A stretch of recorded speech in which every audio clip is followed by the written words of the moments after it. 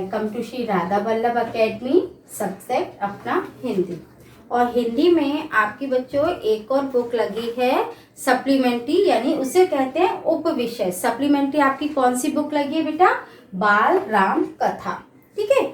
और बाल राम कथा में सबसे पहले मैंने आपको इंट्रोडक्शन दिया था, यानी बाल राम कथा यानी कि राम के ऊपर जो अपने भगवान श्री राम हैं उनके जन्म से लेकर उनके पूरे अयोध्या, मतलब पूरा जो उन्होंने लंका जाकर रावण को मारा, उसके बाद अयोध्या, मतलब पूरे उनका जीवन का वृत्तांत आपके इस बुक में है। ठीक है। तो सबसे पहले हमने चैप्टर में पढ़ा था अवधपुरी में राम, यानी जो राम का जन्म हुआ, उन्होंने शिक्षा दीक्षा कैसे ली उसके बारे में पढ़ा।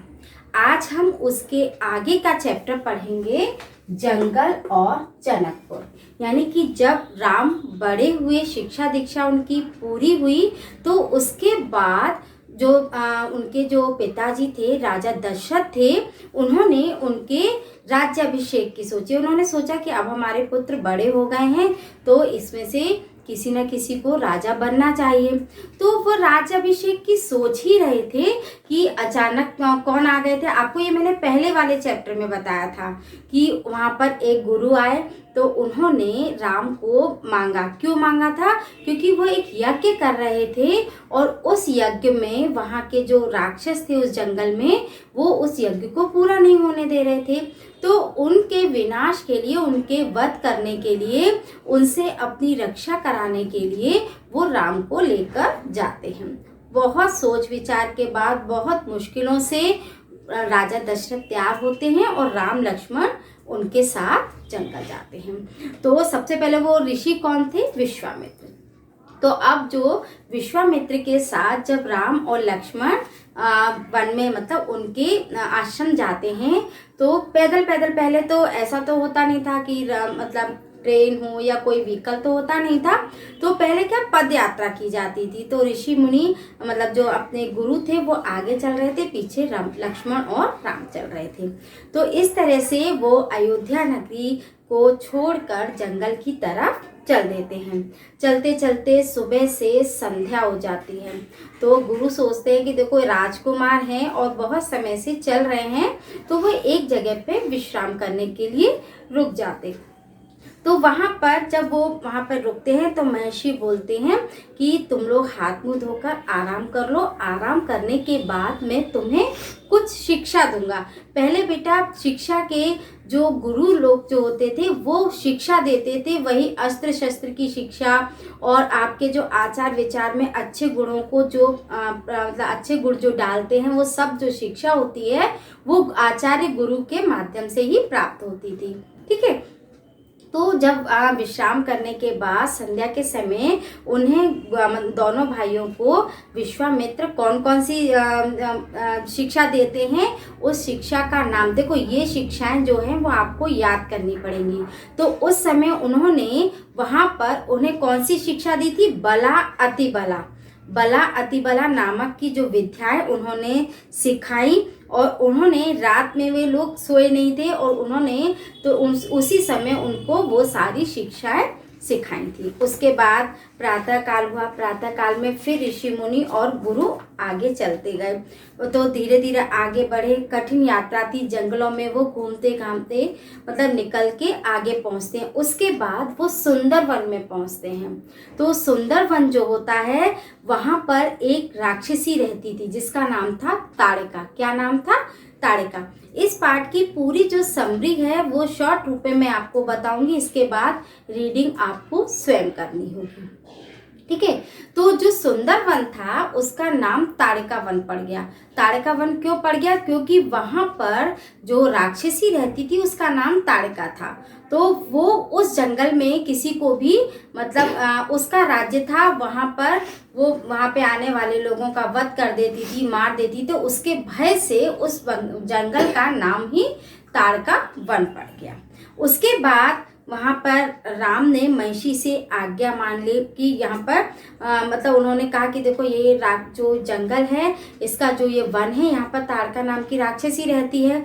तो जब उन्होंने गुरु ने ये बताया तो राम ने और लक्ष्मण ने अपने जो धनुष बाण थे वो साध लिए, मतलब उससे तैयार होकर खड़े हो गए कि कभी भी वो आक्रमण कर सकती है।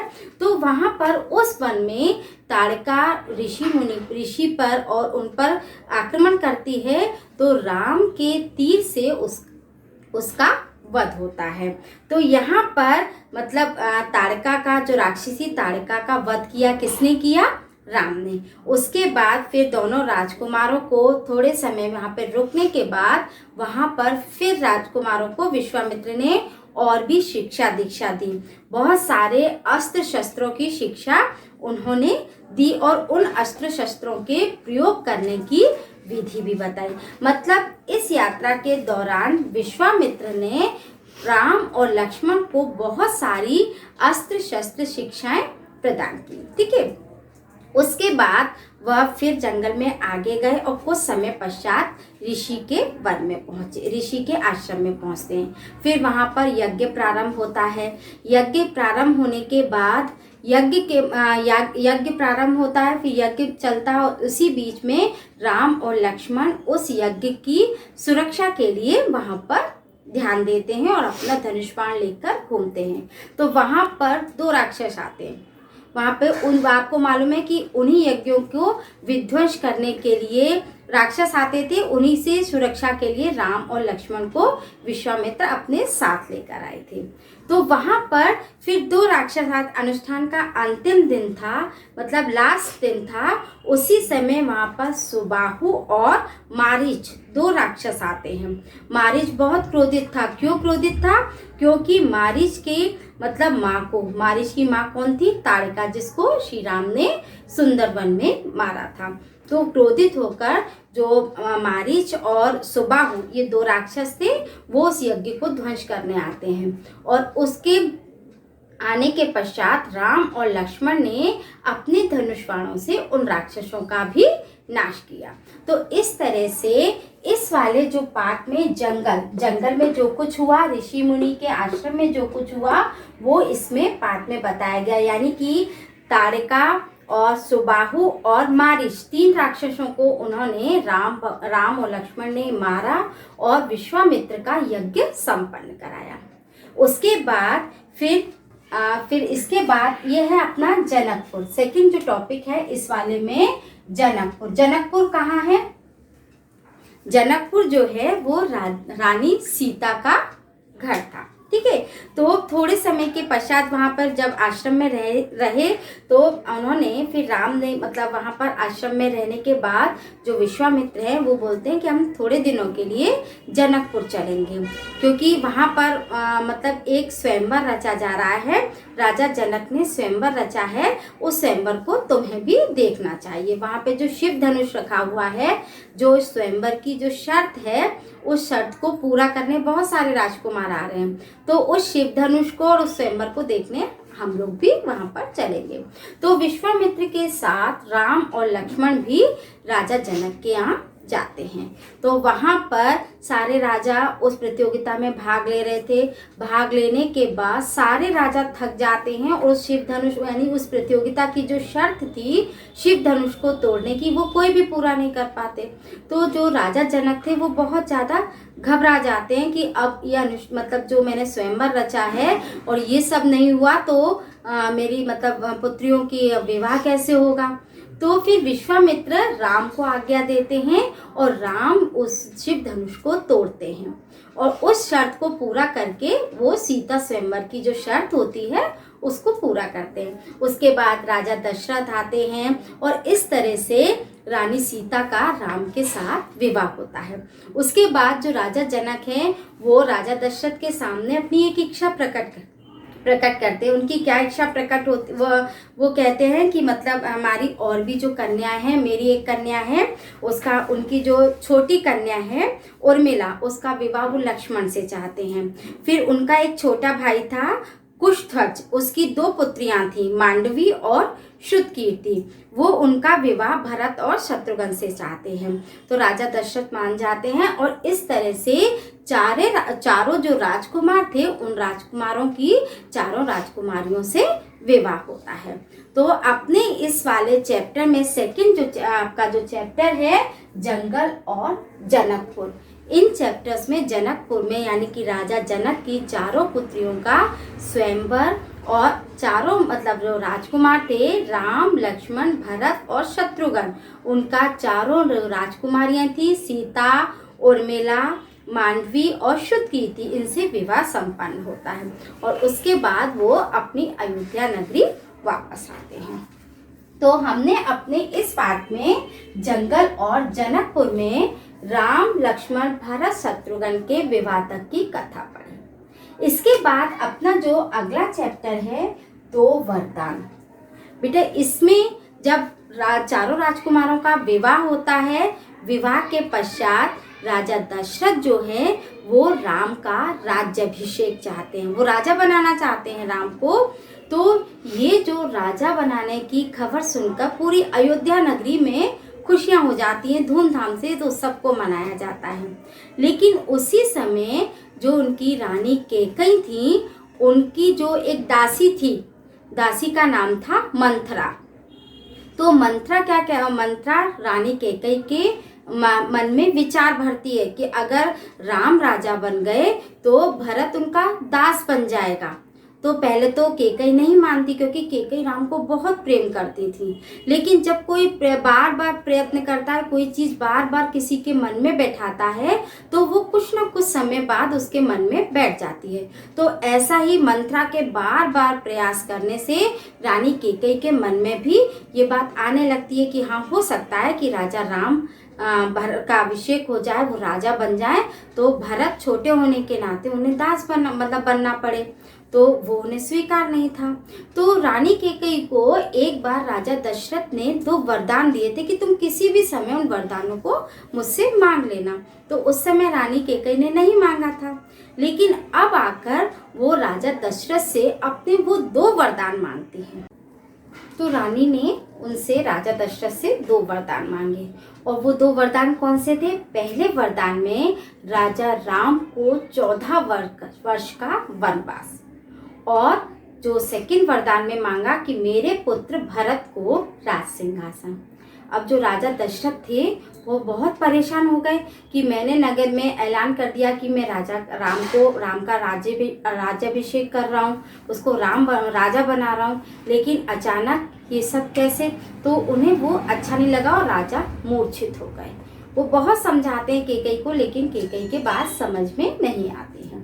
तो फिर वहाँ के जो उनके मंत्री थे, मंत्री सुमंत्र, वो आते हैं तो राजा दशरथ की दशा देखते हैं। तो रानी कैकेयी, राजा तो कुछ कहते नहीं है, तो रानी कैकेयी कहते हैं कि उनकी तबीयत ठीक नहीं है, तुम राजा राम को उनके पास बुला लाओ।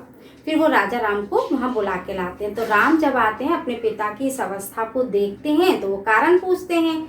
तो कारण में राजा दशरथ तो कुछ कह नहीं पाते हैं, लेकिन कैकेयी बोलती हैं कि इन्होंने मुझे 2 वरदान दिए थे, आज मैंने वो वरदान मांग लिए हैं और ये पूरे नहीं कर रहे हैं, और न करने से इस कुल की जो मर्यादा है, जो हमारी जो कुल की रीति है कि रघुकुल रीत सदा चले आई, प्राण जाए पर वचन नहीं आए। मतलब रघुकुल की रीति है कि प्राण चले जाए, लेकिन अगर कोई वचन दिया है तो उस वचन को जरूर पूरा करना होता है। तो राम बोलते हैं कि माता अगर ऐसी कोई बात है तो आप मुझे बताइए, मैं उस वचन को जरूर पूरा करूँगा।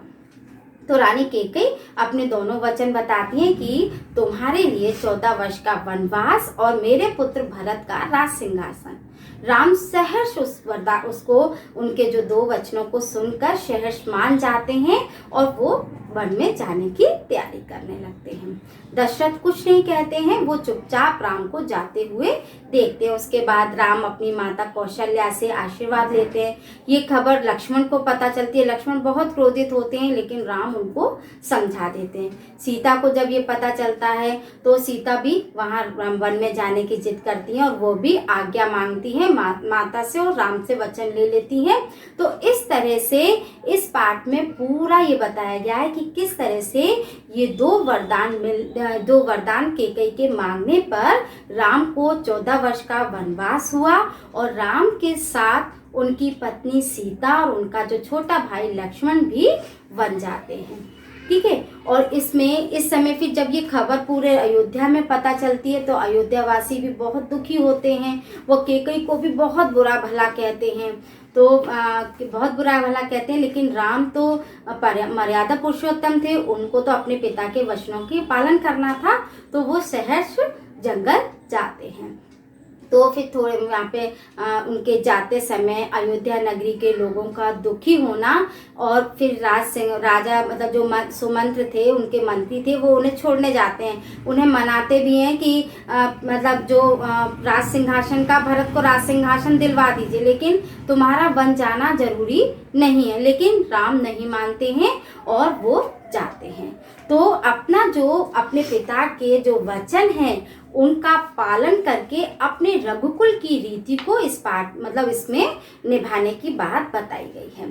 तो अपने इस 2 चैप्टर्स में हमने सबसे पहले विश्वामित्र के यज्ञ अनुष्ठान को पूरा करने के लिए राजा राम के द्वारा जो ताड़का, सुबाहु और मारीच राक्षसों का नाश करने का बाद, फिर सीता के साथ उनका स्वयंवर किस प्रकार हुआ और फिर कैकेयी के 2 वरदानों का पालन राम ने किस प्रकार किया, हमने आज अपने इन पाठों में पढ़ा।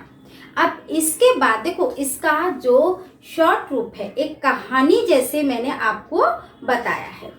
इस पाठ की रीडिंग आप स्वयं करेंगे। बहुत अच्छी ये कहानी नहीं, पूरी राम कथा है, जिससे आपको राम के जीवन के बारे में पता चलेगा, है ना।